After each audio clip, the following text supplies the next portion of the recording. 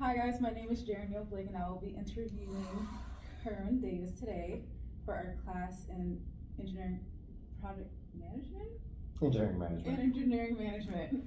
Sorry. We can always start over if you need to. Okay, we will. Yeah, we should because I have also a project management class too.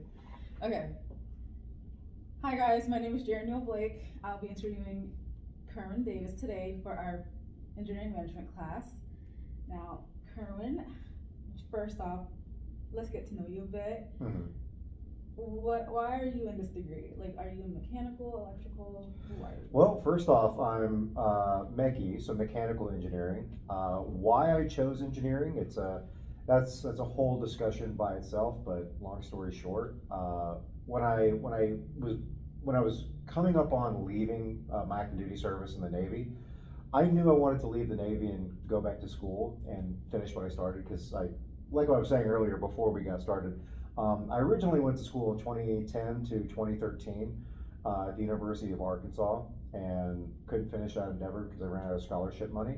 So now, waited a few years and then joined the military with the intent on being able to pay for school when I go back and then not have to rely so heavily on, external funds. So joined the military, earned my GI Bill, and then when it was coming time to get out, I was like, well, here I finally get to move on to step 2 of my plan.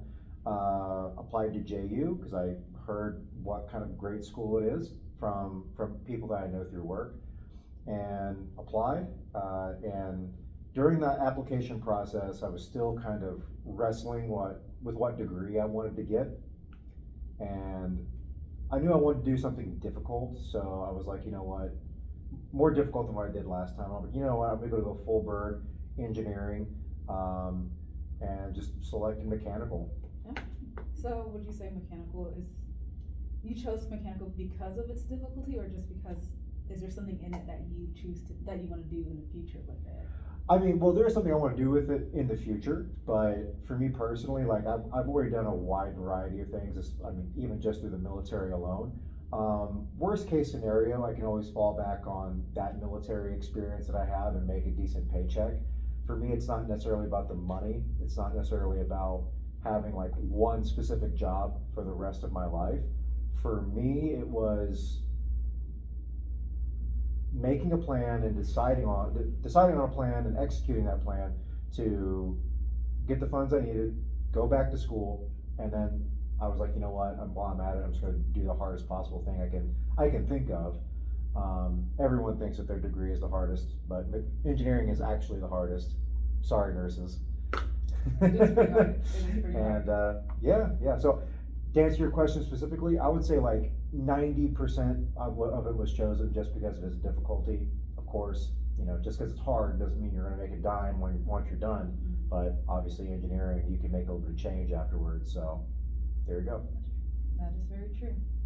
Well, so it seems like you already had like your life planned out for the most part for a good amount of your life. But since talking about the military, what would you say is like one of the hardest things that you went through being in the Navy? Oh boy, like, are you talking about like personal or professional challenges? I can talk about some personal challenges. We could do both. Yeah, because sure. they all coexist. So. Mm-hmm. I would say the most, I would say the most difficult thing that I personally had to endure when I was in was being on a ship in the middle of the ocean when my dad was dying of cancer back home. He had small cell carcinoma in the right lung, and we were deployed. My ship was deployed, me on it.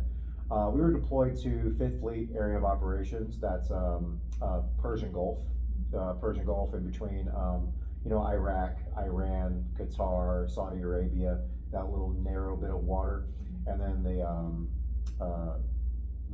the Straits of Hormuz that connect the Persian Gulf to the Gulf of Oman, and then all the way past the Horn of Africa back into the Red Sea. So like all of that is 5th Fleet AOR, and we were constantly making that one big horseshoe. My dad, so when I last saw my dad alive in person. He knew he had already been diagnosed. He just didn't like share it with me because he knew I was going out on deployment.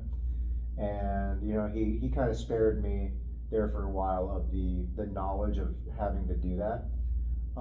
Realistically, had he told me, I could have gotten out of deployment, but yes, probably, big probably, but but definitely for sure, that's something that not he and I both would not have wanted. Obviously, in my dad's final months, I would have preferred to have been there with him, but I think in hindsight, looking back on it, I would have still wanted to go on deployment. He definitely wouldn't have wanted me to miss that just because he's at home sick. So I think in the long run, aside from me not being there for him those last few months, we both kind of got out of it like what we wanted. But yeah, so we were already deployed for 3 or 4 months at that point. Got the email from my brother, and then I would talk to him, as much as I could, but because I didn't have my passport, there was no way for the military to fly me out back to the U.S. In theory, I could have gotten off at any port that we had stopped at, assuming it was a relatively friendly and good one. I could have in theory just on my own dime, no less, gone from the port to the airport and then flown home, but don't have a U.S. passport. And if you're not traveling on military orders or a passport, you can't you can't get on international flights like that. So anyway, bring it all full circle. We were due to pull back into Norfolk, Virginia, our home port, November 2nd of 2019, and then he passed away October 27th of 2019. So missed him by that much. But yeah, I mean, it did work out. I was only one of his kids that couldn't be there for his passing, but I would argue it still worked out because my sister, she's just an absolute superstar. They had the funeral, as they should, but she worked out a deal with the funeral home that they wouldn't conduct the burial until after I had gotten home. So he died on what day was that? He died on the Friday. He died on the Friday, and then I was able to fly back the following Friday. I'm sorry, they had the funeral on a preceding Saturday, and then I flew back on Friday, and then we all had the burial itself the next Saturday. So I wasn't able to be there for the passing or the funeral, but I was sure as heck able to be there for the burial. So, that's all right by me. Yeah, I'm sorry to hear that. I know that's not easy to do. No, it was definitely a difficult time. You got a hard ass job, no sleep, and you're dealing with that kind of stuff going on, plus all the stuff that happened over there before we even started making our way back. Nothing no one died, but it was that summer was all the big stuff with Iran going on, and so tensions were very high. So yeah, coming off the stress of all that, dealing with my dad, highly do not recommend. Understandable. I completely understand. I haven't been through a loss like that, but I cannot imagine going through that, especially being in the military and not being able to see your dad. I know it has to be hard. So, just call your parents every day. If anything, you should. It sounds morbid, but it's kind of the way it should be. You should bury them; they shouldn't bury you. So it's one of y'all is going to go at some point. So it kind of ought to be them. If I had kids, I would say that I ought to go before them. So it's kind of like the natural order of things. As it should, yeah. That's true. Yeah, call your parents every day, because there will be a day where you can. That's true. And try to visit them as much as possible too, because you never know. I will say this, based on that experience, how has that made you who you are today? Has that made you any stronger? I wouldn't say it's made me stronger. There's a quote about it, and I'm not remembering the quote. I'm not remembering the quote well enough to even paraphrase it. But essentially, the world doesn't get easier, you just get stronger. So it's like, and then there's another quote. It's like you're not really a man until you've buried your father. And you're like, I'm like, those kinds of quotes and those kinds of sentiments really resonate with me after that experience, because it really does shed light on the finality of life. And that's not necessarily a bad thing. It just kind of, is what it is. So yeah. Well, we're happy to have you here today. Again, sorry for your loss. I know that's not easy, losing a parent. So, well, let's go back to like the military. Based on like your experience, I guess, what all the things that you had to do in the military, do you think any of those things help you today, especially like with your degree that you're pursuing? Oh, absolutely. I mean, the most difficult time I ever had in the military, we were, in short, a ship in the U.S. Navy goes through what we call life cycles. And so everyone knows about the deployment. USS, whatever ship leaving on deployment comes back from deployment. But kind of the behind the scenes stuff is what the ships go through that a lot of the normal public, the public at large doesn't see. So the life cycle of a ship is this. You have your yard period, your maintenance period, which for the most part, the ship can be in the water still, or it can be totally out of the water.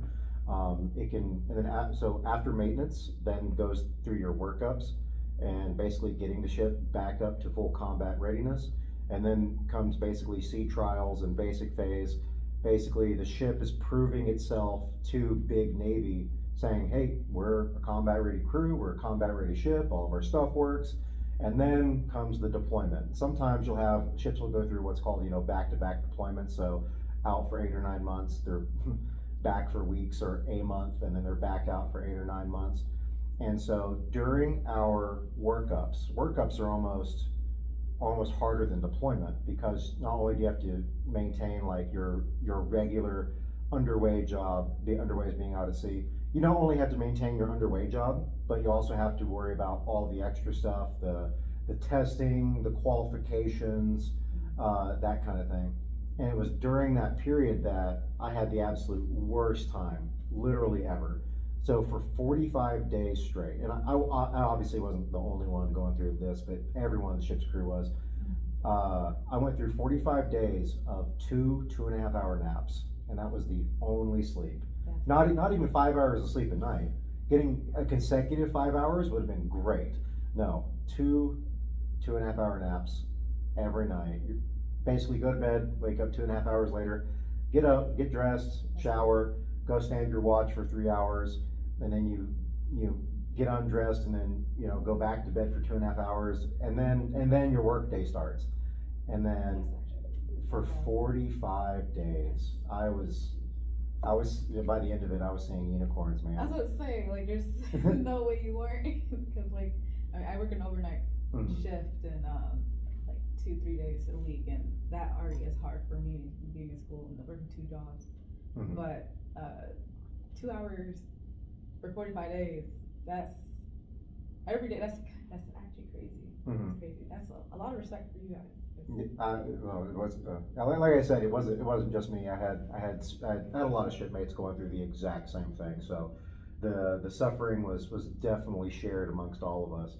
And like I was saying, being in a I don't want to say combat zone, because we weren't like actively shooting, nor were we actively being shot at. But even with raised tensions, it was definitely that being in that environment's easier than the other one, just because during that period, none of the guns were loaded, we were in no danger. We didn't have foreign navies tracking us or following us or anything. And going through that was still harder than being in Fifth Fleet area of operations. And then it was just, yeah. So bring it full circle once again to answer your question. Just any night that I have difficulty here, like being up all night studying for a test, or being up all night getting ready to turn in an assignment that's due the following night at midnight, and I have to get it done tonight because I'm in class all day and then I work all day after class. So it's gotta get done tonight. I mean, it still sucks, don't get me wrong.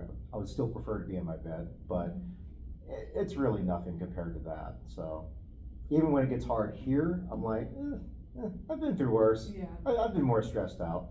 Yeah, clearly. Cannot imagine. So I have a lot of respect for you and all your fellow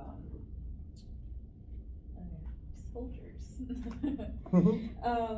So I guess now that like you've been through those things, we've had the assignment of the 21 days, daily ones. Do you mind sharing what your daily wins are and why you chose those ones?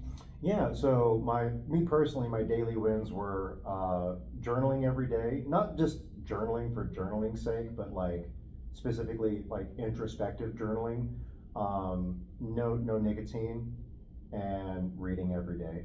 So I haven't put it in the Excel sheet that I turned in to Dr. Murat for the challenge. I did fall off the wagon a couple of 2 consecutive Fridays.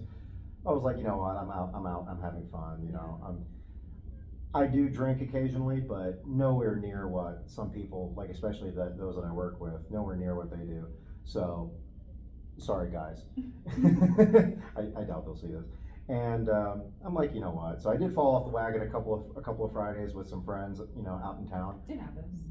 But for the most part, when Dr. Murat asked in class how the challenge was going for us, and up to that point, like what benefits or were we yielding from it?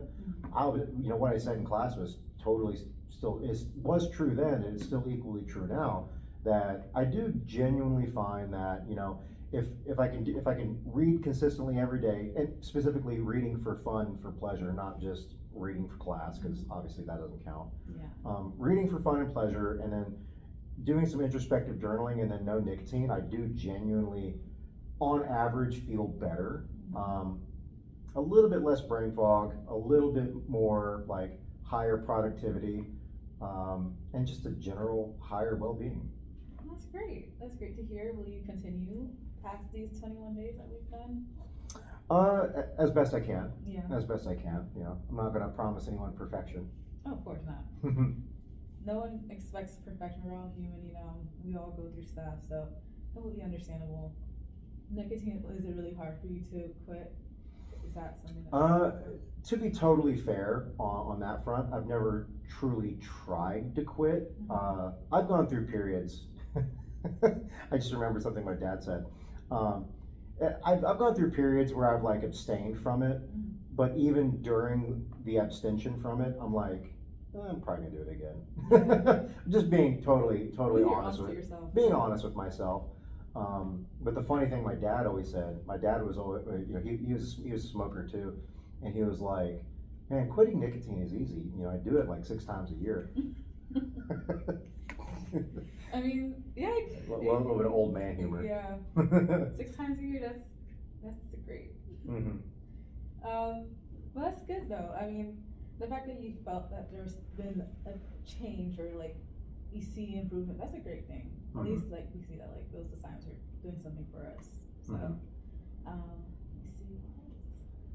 Alright, give me 1 second. So,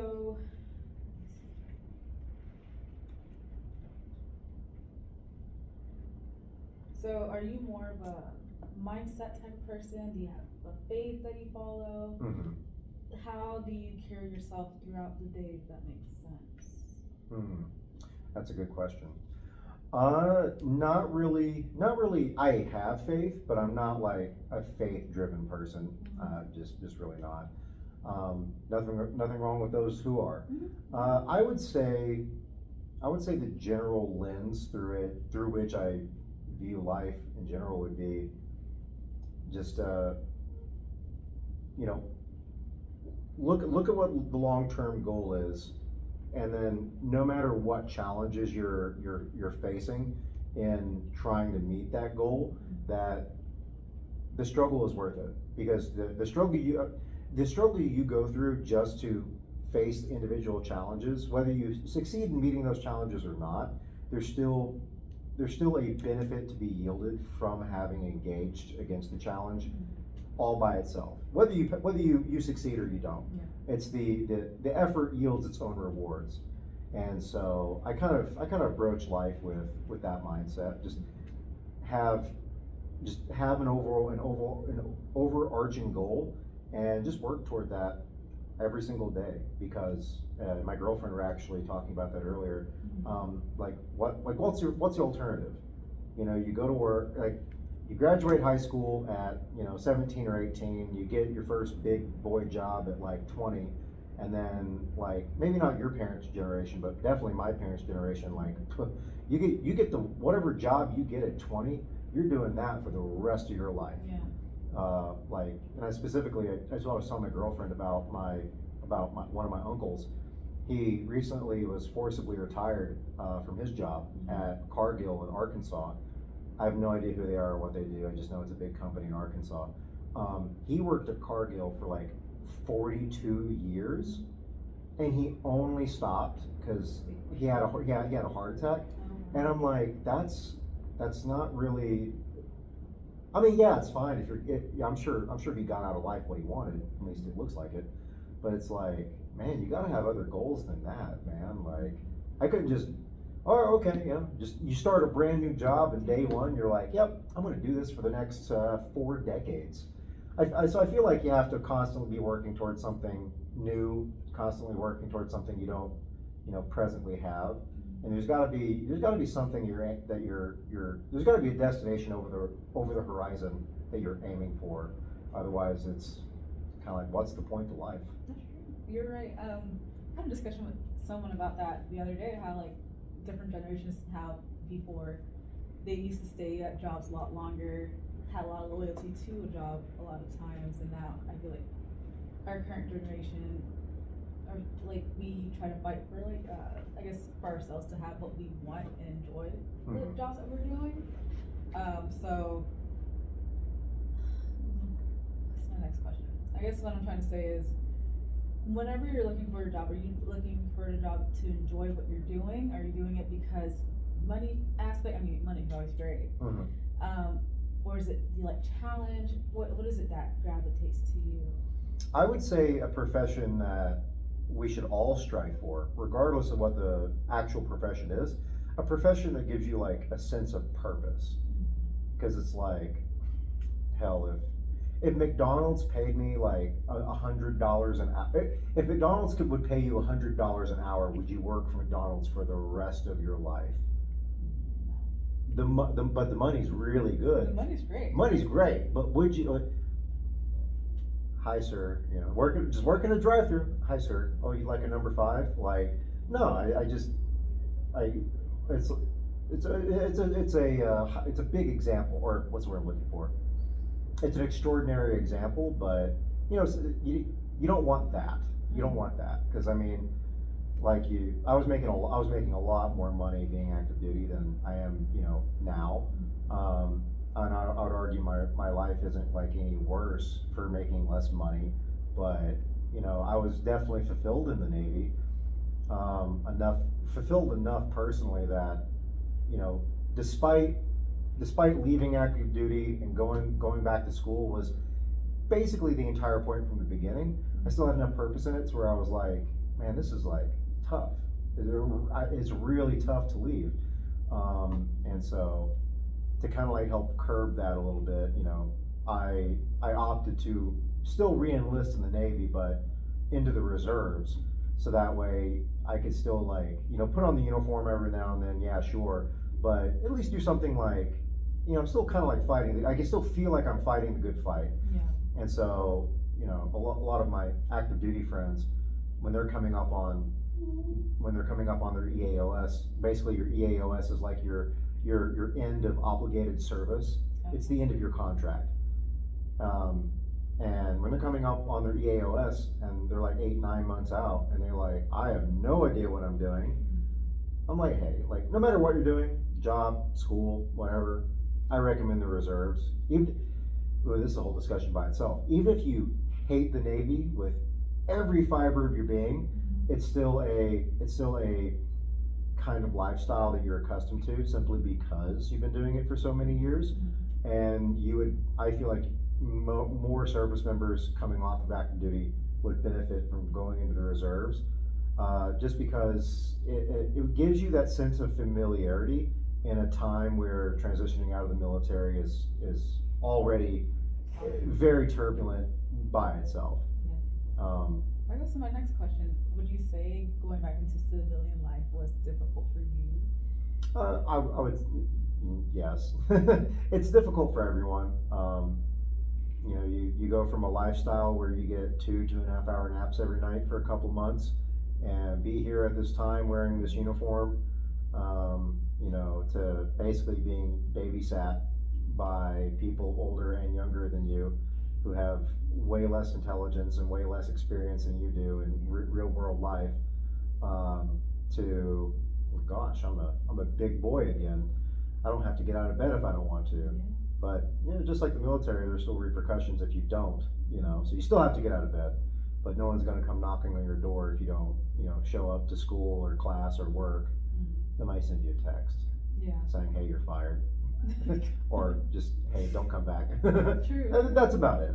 You sleep in the military, someone's gonna come knock on your door. It's probably gonna be your boss. That's a fun conversation. I've never been the guy who's had his door knocked on, but I've been the guy to like go knock on doors. Like, hey, go to this guy's apartment. Hey, you know where so and so lives? Yeah. Go get in your car and spend your personal gas. Go knock on his door and make sure he's alive, please. And if he's alive, tell him he's in trouble. It's a fun conversation to have. Yeah. Would you recommend the reserves for people that haven't been in the military at all? Would I recommend what now? The reserves for people that haven't. Yeah, I would say, okay, so if you're like, you know, if you've never been in the military at all, and would I recommend you going into the reserves? I mean, yeah, you get a little bit of that. You get a little bit of the same, like, when I say benefits, I'm not talking about like the actual monetary benefits or pay. I'm talking about like you get a taste of the same lifestyle, but you're only, if you go straight into the reserves, you have 2 months of boot camp and then however long your primary training is. So you maybe have like an 8 or 9 month long consistent exposure to it. But then after that, you know, you go right back to your normal civilian life again. So it's like, and then you only, you know, live it for 1 weekend a month and then 2 weeks a year. Yeah. It's like you're getting the same. It's like you're getting the same taste of the food. It's just not as much food. Yeah, not at all. Yeah. Yeah, that's for sure. Yeah, I have a couple friends in the reserves that came from the Navy, so I have some form of like an idea of what it's like. I guess I should say. If you go straight into the reserves without having been active duty first for full contract, active duty people clown on you. Oh, for sure. And they're like, I can imagine. It's a reservist. That's why, Yeah, I say that. I also ask that because like I was trying to go into like the Navy or Air Force, so but now I'm probably just considering reserves. But how old are you now? I'm 24. You got plenty of time. I didn't join until I was 27. Yeah, 27. Oh, okay. Yeah. Okay, that's good. That's good to know because now I have a lot of people. And I was gonna say, like, you have your you already. So your other degree is that a 4 year? Is that a bachelor's? It's a yes. So it's associates. Yeah. Okay. So I'm hoping that after 4 years, I'll probably consider going into Navy or Air Force.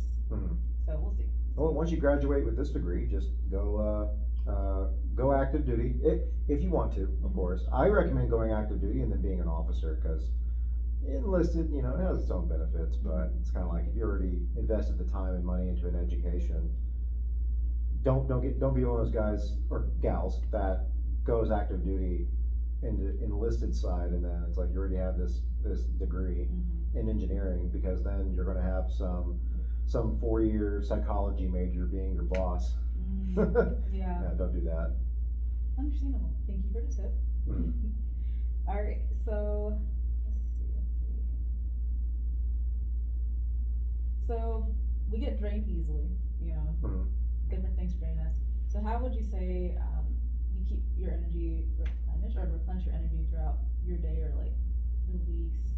You know, school drains us a lot. Mhm. So what helps you in that way? That's a good one.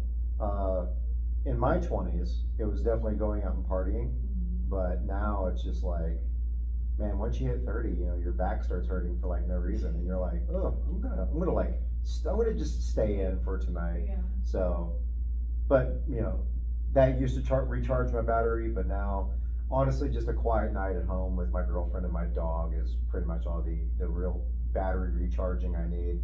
Occasionally go out and like shoot for fun, shoot competitions, just basically just doing fun stuff, like just stuff you like genuinely enjoy.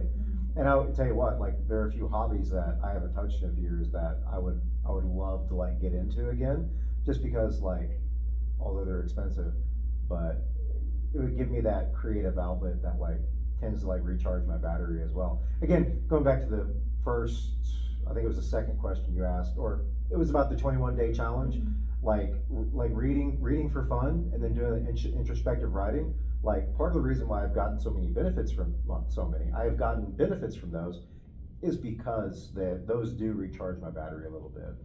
So doing those kinds of things, having a creative outlet, I would say that those recharge my battery. I find that like completely important, like having those hobbies. Which goes to my next question. Besides the journaling and the reading, are there any other hobbies that you enjoy doing that also recharge you? I guess we kind of touched on it just now, but like, what other hobbies are there? I mean, honestly, just I'm a big firearms guy. Not in the political sense, but It's fun to shoot. It is really fun to shoot, and it's fun to do it well, and it's fun to like see yourself get better and faster and more accurate. But as far as like actual like traditional hobbies, like ever since I was a kid, it was like building stuff. Specifically, like when I was a kid, like, oh man, you got me a Lego set for Christmas. Like we were like we were super close. Loved Legos as a kid. Kind of matured out of that a little bit, and in my teenage years, I got into like ship modeling. Like when I was a kid, I thought ship modeling was like the dumbest thing ever. Oh, let's put the little ship together in the bottle. But no, like I was like, once I discovered that they were a thing, like scale model ships, specifically ships, and my preferred scale is 1 in 350. 1 in 350 scale model warships are like my absolute favorite thing to like to do it, because like you get to enjoy the history of the ship as you're like putting it together. And then it's like, obviously I'm like a big gun guy, personally in my personal life and professionally in the Navy.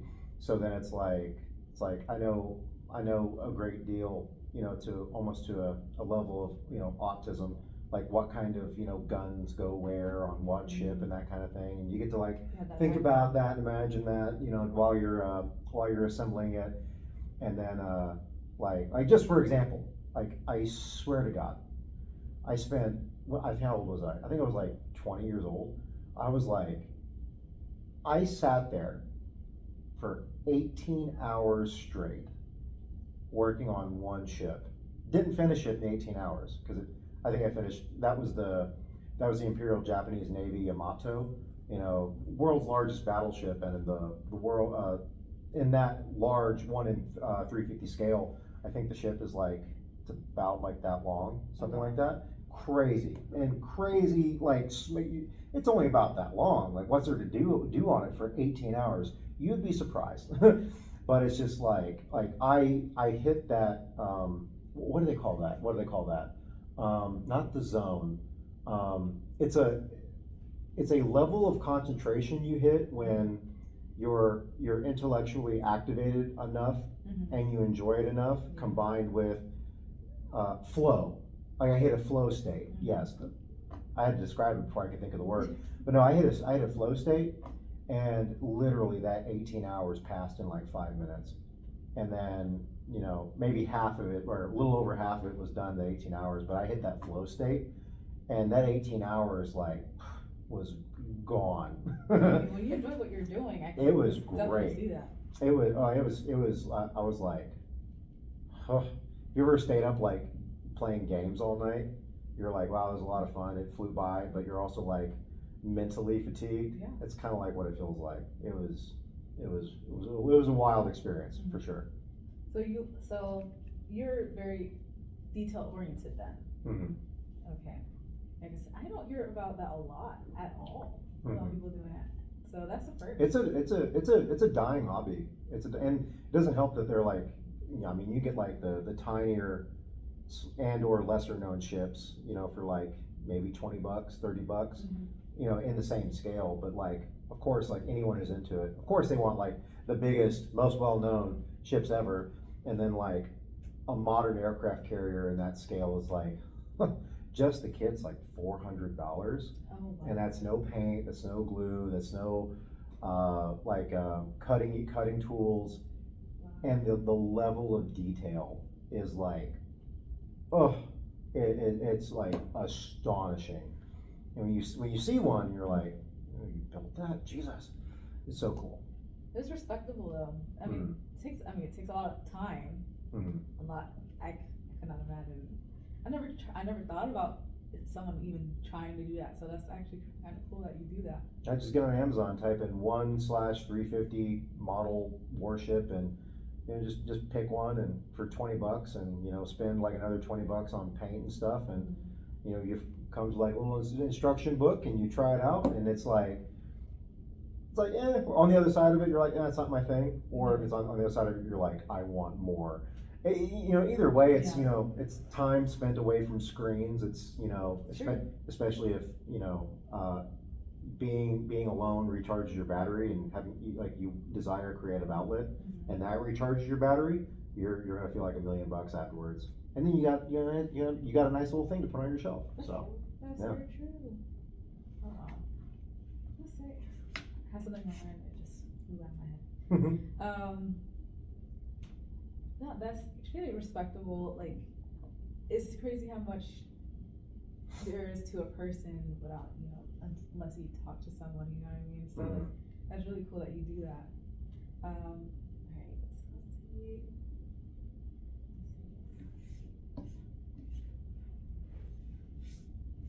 So is there anybody in our class or in general that you inspire, or like that inspires you to be better, or someone in your life that inspires you to be a better person?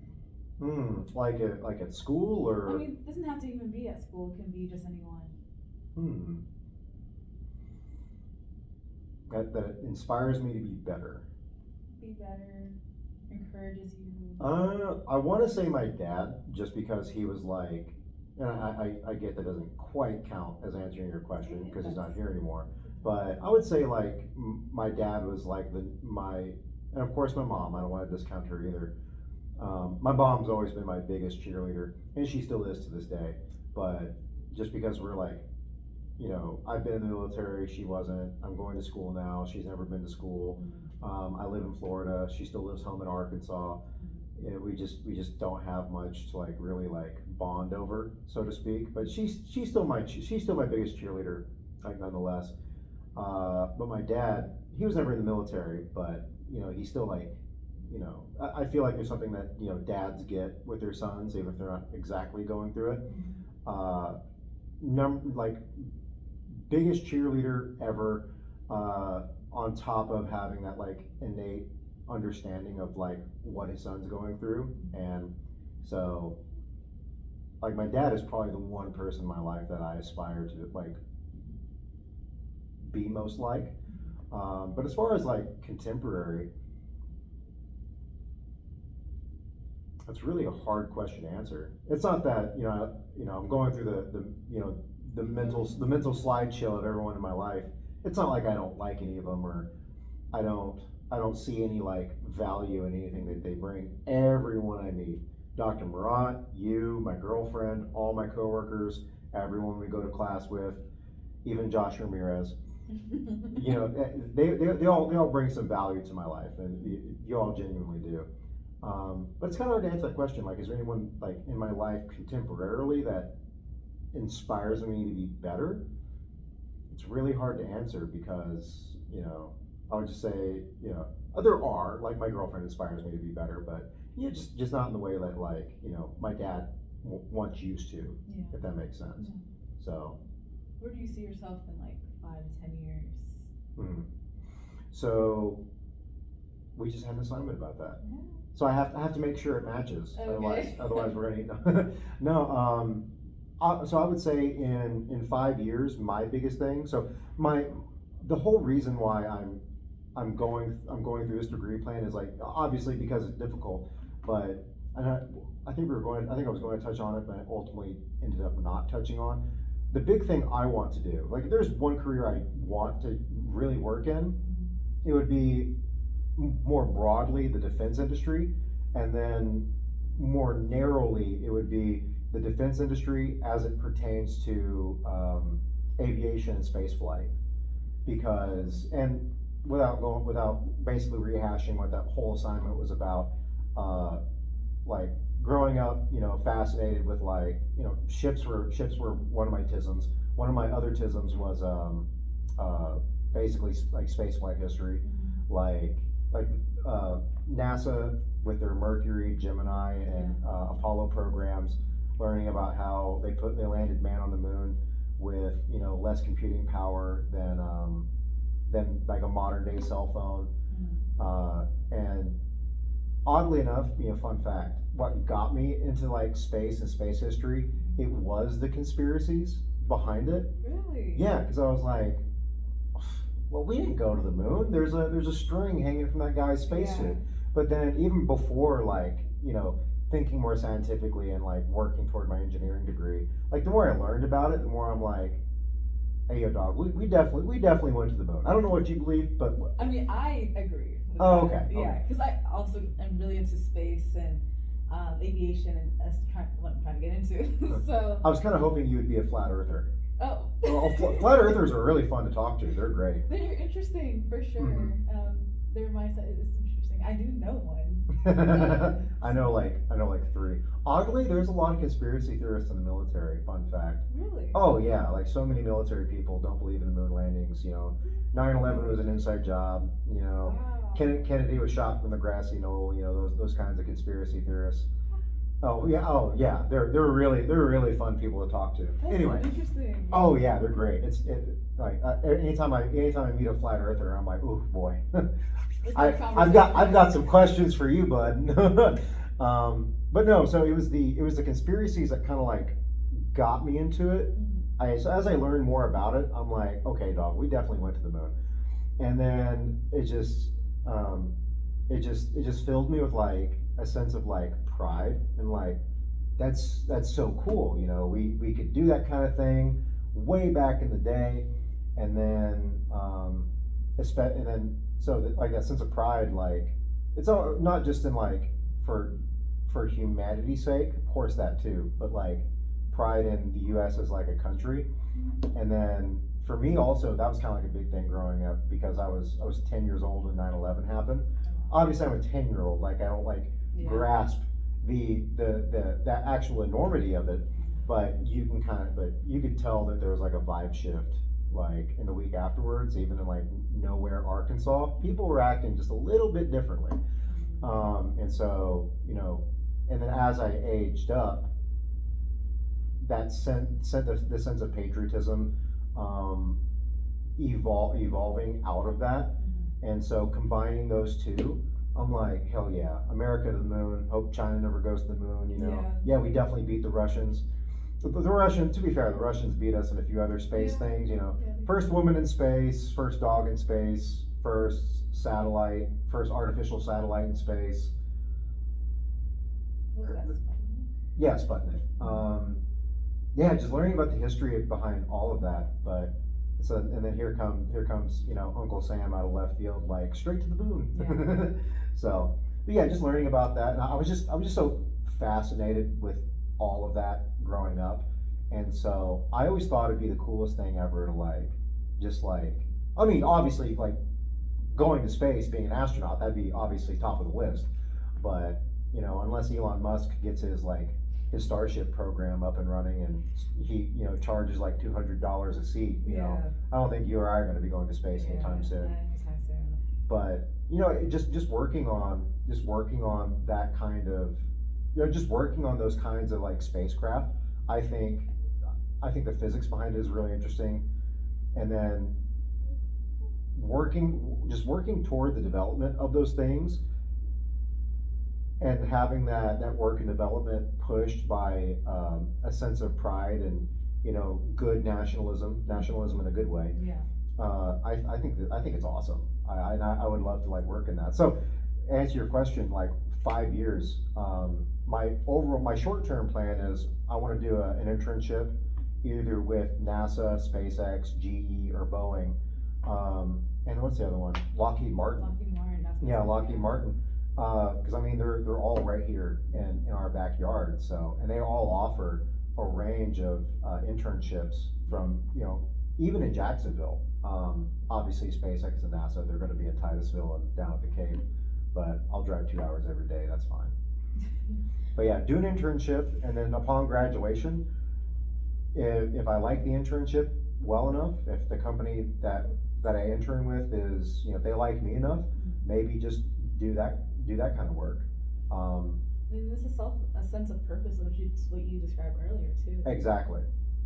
I get the sense of purpose from serving our country in the reserves, but if I can also work on the civilian side of that too, where hey, maybe in 40 years we're going to have more of a military presence in space, develop the infrastructure behind making that happen, so that way our national adversaries have a leg down compared to us. I think that'd be like one of the biggest senses of purpose that I could possibly have.